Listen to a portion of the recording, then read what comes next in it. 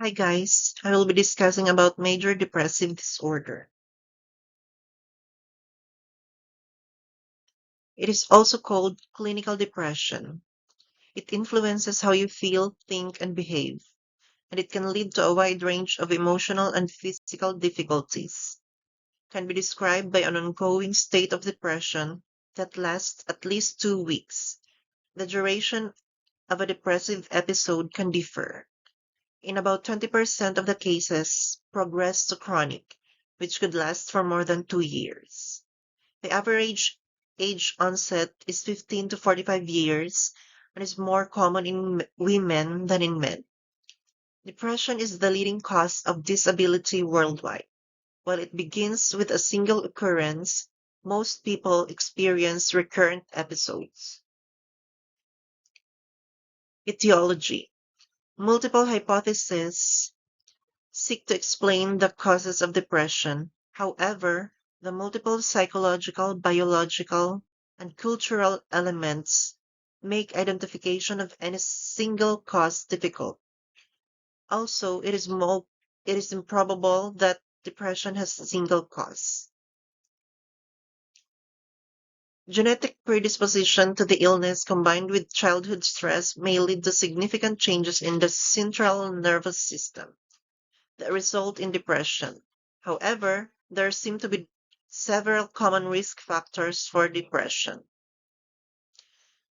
such as female gender, childhood trauma, stressful events, family history of depression, high levels of neuroticism, which is a negative personality trait characterized by anxiety, fear, moodiness, worry, envy, frustration, jealousy, and loneliness. Other disorders such as substance use, anxiety, and personal disorder, chronic and disabling medical conditions.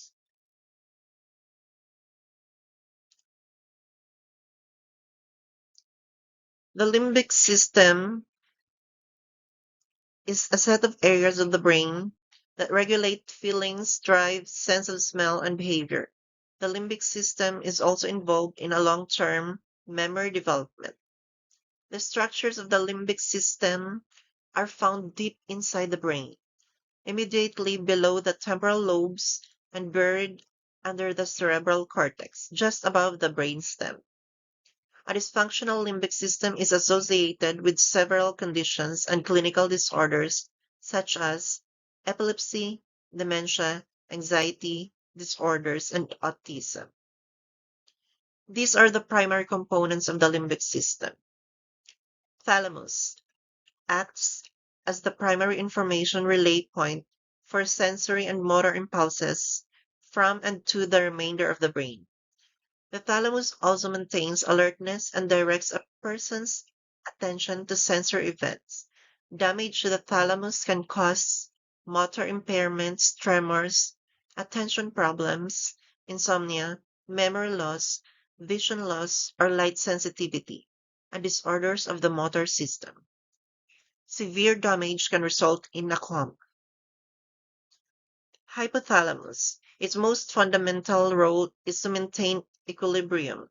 It regulates autonomic activities, including appetite and thirst, as well as body temperature, blood pressure, and heart rate. The hypothalamus also controls the body's response to stress. Damage to the hypothalamus can lead to aggression, acute stress, hypothermia, hyperthermia, fatigue, weight gain or loss, and a high or low sex drive. The basal ganglia aid in the regulation of voluntary movements, also involved in cognitive and emotional behavior, and is linked in the development of habits and addictions. Damage to these structures can cause tremors, involuntary muscle movements, and abnormal posture, and is associated with movement-based disorders such as Parkinson's disease and Huntington disease. Cingulate gyrus aid in the regulation of emotions, behavior, pain, as well as regulating autonomic motor function. Its frontal portion links sights and smells with memories of previous emotions. The hippocampus, the part of the brain that has something to do with memory. It is also known as a site for neurogenesis, whereby new nerve cells are created from adult stem cells. Damage to this region can lead to memory impairment and anterograde amnesia. People with Alzheimer's disease have shown cell loss in the hippocampus. And last is the amygdala.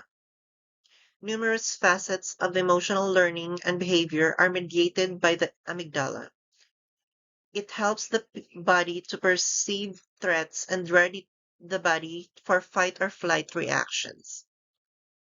And due to its close proximity to the hippocampus, the amygdala helps modulate memory storage, especially of memories associated with strong emotions.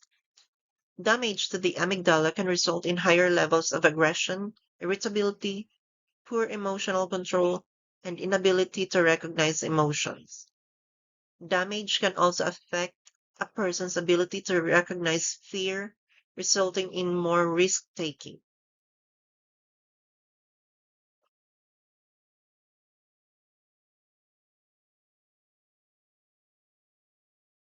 The neurotransmitters involved. These are the chemical messengers in the brain that facilitate communication between neurons. Dopamine, involved in fine muscle action, involved in emotion and thought integration, contribute in making choices, stimulates the hypothalamus, causing it to produce hormones such as sex hormones, thyroid, and adrenal hormones. Many highly addictive drugs such as cocaine, methamphetamines, and amphetamines act directly on the dopamine system. The norepinephrine. It influences mood shifts, causes adjustments in arousal and attention, and stimulates sympathetic nervous system, preparing it for fight or flight response. Many medications, such as stimulants and depression medications, aim to increase norepinephrine levels to improve focus or attention, to treat ADHD, or to modulate norepinephrine to improve depression symptoms. Serotonin. It regulates sleep, hunger, emotional states, and feeling of pain. It also modifies hormonal activity, contributes to aggressive and sexual behavior. Diseases associated with serotonin imbalance include seasonal affective disorder, anxiety, depression, fibromyalgia, and chronic pain. Medications that regulate serotonin and treat these disorders include selective serotonin reuptake inhibitors, or SSRIs, and serotonin norepinephrine reuptake inhibitors, or SNRIs. So these neurotransmitters are involved in major depressive disorder. A significant decrease in these three neurotransmitters will lead to depression. Patient profile. Name is Craig Ronquillo, 33 years old, male, Asian, living in Battleford in an apartment, diagnosed with major depressive disorder, new onset, but has a comorbidity of hypertension. He recently moved to Canada 3 months ago, away from family and friends, and recently broke up with longtime partner with one child.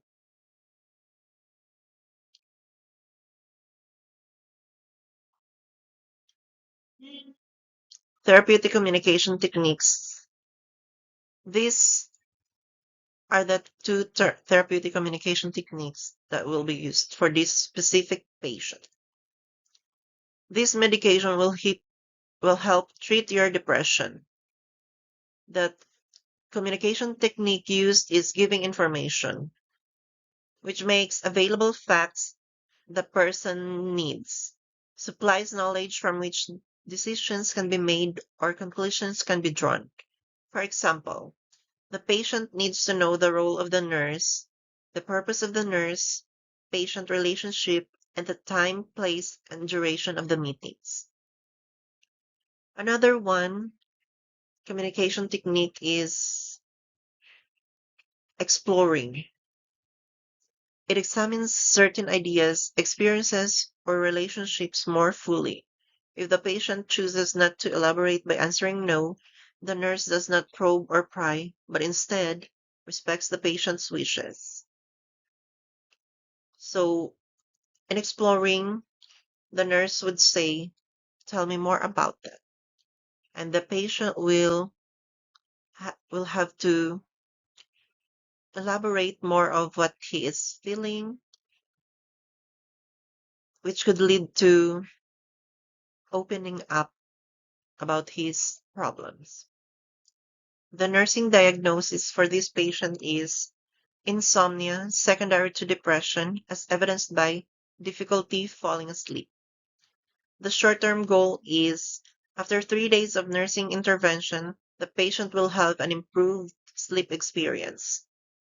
In this particular goal, the patient will have to develop a routine for effective sleep promotion. Nursing intervention. Introduce relaxing activities such as warm baths, calm music, reading a book, and relaxation exercises before bedtime.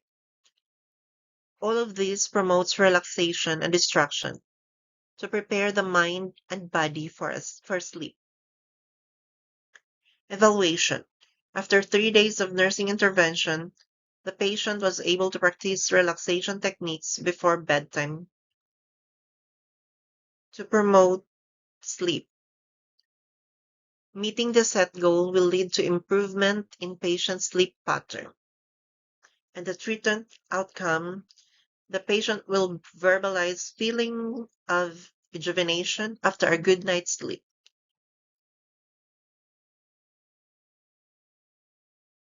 Another nursing diagnosis is ineffective coping related to situational crisis as evidenced by recent loss of relationship. The short-term goal, at the end of the shift, the patient will be able to verbalize awareness of own coping abilities. Patient who will cope effectively and will have increased ability to assimilate information. Nursing intervention. Provide psychological support and set realistic short-term goals while involving patient in the plan of care. This will also enhance therapeutic relationship by involving the patient in the plan of his own care. Evaluation. After 3 days of nursing intervention, the patient will be able to express confidence in handling their stressors and when to ask for help. The client will be able to describe and initiate alternative coping strategies in adapting to stress. And the treatment outcome, patient will demonstrate appropriate coping strategies to prevent ineffective coping.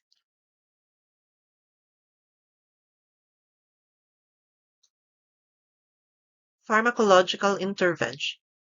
The medication that will be used for this particular patient who was recently diagnosed with major depressive disorder is sertraline and the brand name is Zoloft. It is known as selective serotonin reuptake inhibitor SSRI. It works by assisting in the restoration of the equilibrium of organic substance serotonin in the brain. This medicine may enhance your mood, sleep, appetite, and energy level, as well as help you regain interest in daily living. It has the potential to reduce fear, anxiety, undesirable thoughts, and the occurrence of panic attacks. It also inhibits the neuronal reuptake of serotonin, but to a lesser degree. Also inhibits norepinephrine and dopamine neuronal reuptake. SSRIs bind more poorly to acetylcholine, muscarinic, and H1 receptors than the TCAs, and so tend to have fewer adverse effects in comparison. So this medication is more preferred by physicians. When the patient is about to be sent home, it is important to have patient teaching on the medication, on what to expect, and when to call for help. So for this particular patient, the possible side effects that he might experience when taking sertraline includes nausea, dizziness, drowsiness, dry mouth, loss of appetite, increased sweating, diarrhea, upset stomach, or trouble sleeping. If any of these symptoms gets worse, tell the doctor right away. If you have any serious side effects, including bleeding or bruising, decreased interest in sex, changes in sexual ability, muscle cramps or weakness, shaking, unusual weight loss, get medical help right away if you have any of those symptoms.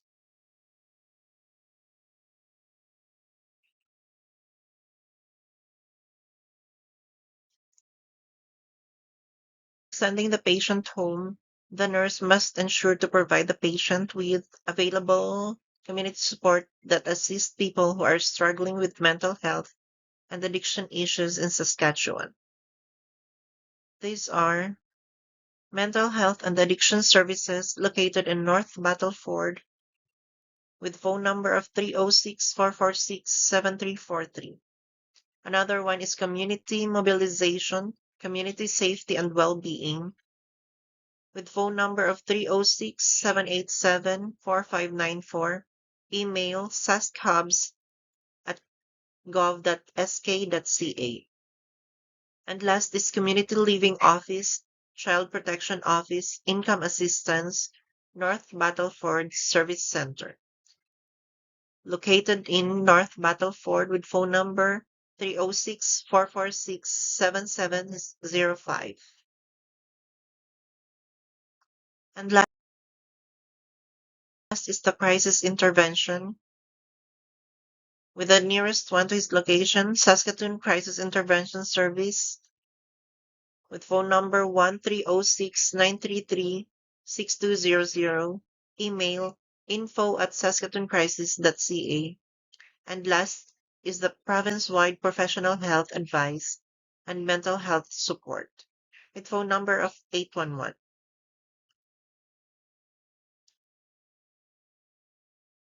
This ends my presentation. Thank you.